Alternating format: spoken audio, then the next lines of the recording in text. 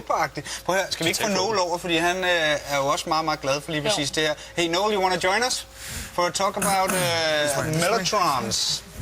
Hvor mange har du af dem her, Tim? 3. 3 stykker? Yeah. Tim has 3 of these. Hello. Hello.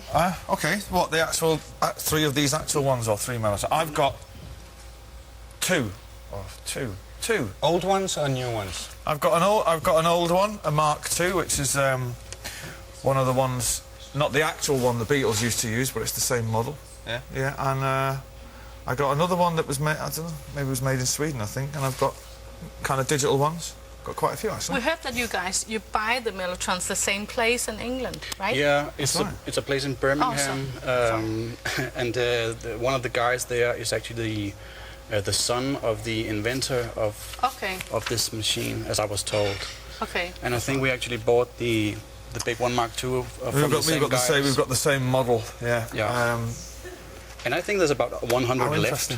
Only 100. That's interesting to hear. But actually, I wanna ask you, can you mention some songs that we know that's been made on mellotron? Nights in White Satin by the Moody Blues, Strawberry Fields Forever, a lot of early Bee Gees stuff, quite a lot of Oasis stuff. Wonderwall. It's not a cello in the beginning, it's actually a mellotron. It's actually a mellotron, yeah. Lots of stuff between 67 and 69, you'll find lots of psychedelic pop use the mellotron. But why? Well, real strings are great, but that has got an otherworldly quality for me, where it doesn't sound like anything on this earth. That's why the psychedelic bands adopted it, because it's just got a psychedelic quality. Yeah. You agree on that, Tim? Absolutely, and there was like kind of a revival in the mid-90s of this instrument with Oasis and the Wonderwall. Okay, we're just going to listen to a small clip from Wonderwall in the beginning, where you see the cello in the video, so people know what we're talking about.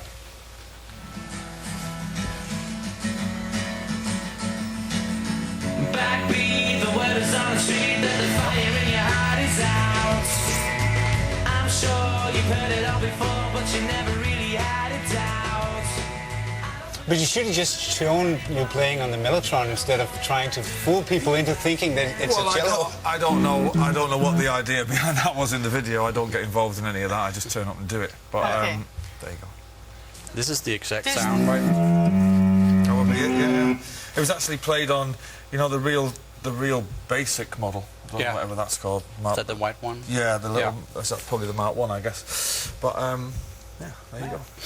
Okay, guys, we actually prepared a bit of a quiz for you, because Tim is one of the biggest Beatles fans I've ever met, and I know you're a big fan of Beatles as well. So actually, we wanted to test you and see who's the biggest Beatles fan of you guys. Are you ready for that? Yes, are you up to absolutely. it? And here comes our quiz master, the beautiful quiz Christiana. But I'm scared now of speaking English, because I made a huge English mistake in the kitchen. Did you hear it? No. You heard it. I heard it. But I'm okay now, because Paul said that his mother-in-law made the same mistake. What did you say? I won't. You can rewind the tape when you get it. Okay. It's very, very, very funny. Okay, I'm gonna look. But I am the quiz master. We have a little quiz for you, a Beatles quiz, because you're both extremely fans. So, there's 5 questions. The one who gets the most right answer will Wins win. this mellotron. No, will win the merchandise that you've been longing for your whole life. Okay. So the first question is this. For Noel. For Noel. Yeah. Yes. The title of this song from 1967 refers to a Salvation Army children's home from where John Lennon grew up. Strawberry Fields Forever. Bang! 1 point for Noel. 1 point. The next question. Here it is. Oh, we just hear some of it. Is that the mellotron as well, right? Yeah, That's it, yeah.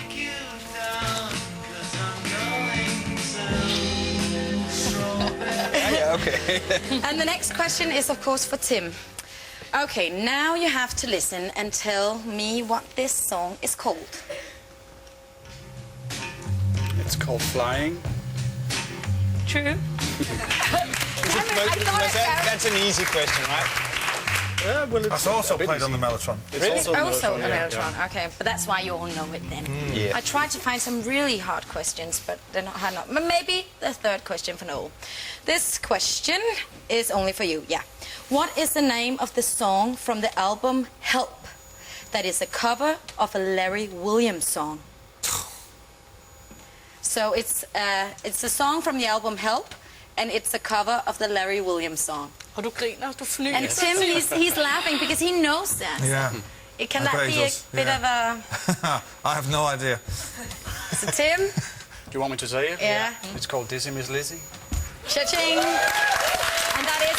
Is that on the album, though? Yeah. Is the it? Last track. Is it? Side 2. It's the name of Tim's old Is band it as really? well. Yeah. All right, okay. It's not on my album. Okay, Tim. What is Paul McCartney's middle name? That would be Paul, actually, because his first name is James. It was a trick question. Damn it.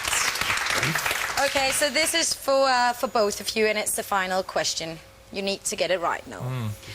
The last and final question, and the one who answers first gets the score. The first version of this song from the White Album was 27 minutes long. What is it called? Revolution 9.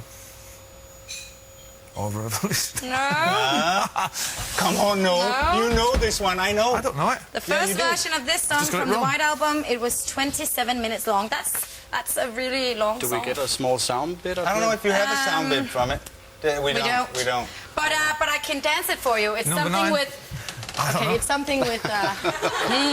All you need is love. and then But you actually recorded a cover version of it. So I with do it again. Oasis. I ain't no... I think she's been drinking Snapchat. I don't know what she's on So about. it's called... Helter Skelter. What You was all may... that then? Yeah, it's because the song includes the lyrics, you may be a lover, but you ain't no dancer. And this ain't no dancer. All right, Tim, you won. Yay. Good for you. I go get the prizes. You're going to be so jealous, Noel, with those But prizes. you're allowed to share with Noel I'm gonna share. if you have a big heart. But it's a Beatles T-shirt. It's a new merchandise, new 2012 Beatles calendar. For the tour bus. What about this one? Are you disappointed, Noel, now? It's what every rock star longs for. And what about the T-shirt, Noel? Sorry? Do you have this one already? It's not my size, I'm afraid. Oh, it's too big for you. I'm going to check when my birthday is next year. Okay. Yeah. Tim, you can send him one for his birthday, maybe. Do you have this one, Tim? No, I don't. Are you happy for your yes, prizes? I'm very happy. Yeah. Tim, can you actually play Strawberry Fields now on this one? Do you know the chords? How much time we got? We got because, plenty of time. Don't Yeah. worry. I need to change. This works in banks. What was that sound? This is kind of fast forwarding. Okay, can you I can just always explain? dance for it. Christiana's gonna dance and you're gonna play it, right? And I don't remember in what bank the flutes are, because the Strawberry Fields Forever is flutes. But it sounds like a vacuum cleaner. This is not the flutes. This is the flutes. Yeah? Oh, So it would be something like this.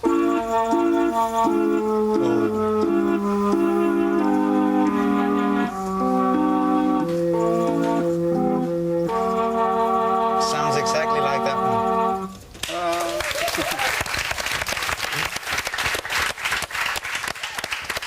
Yeah. No, why is Beatles so big in your world still?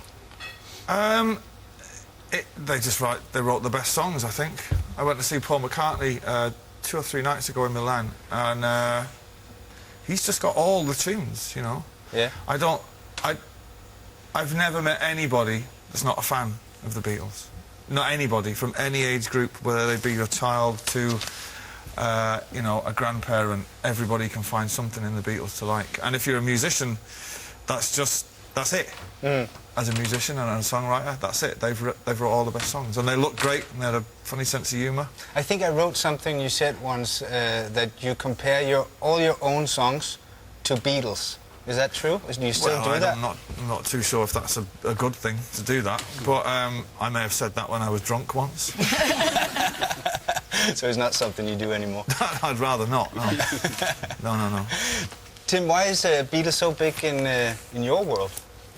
I grew up with them. I mean, I was not more than 2 or 3 years old when I first, started listening to it because of my father's record collection, and when he played the records, I just immediately got turned on by the music because of the whole melodic thing. Maybe it's a lot of energy and it's very happy kind of song. So I just got turned on to it.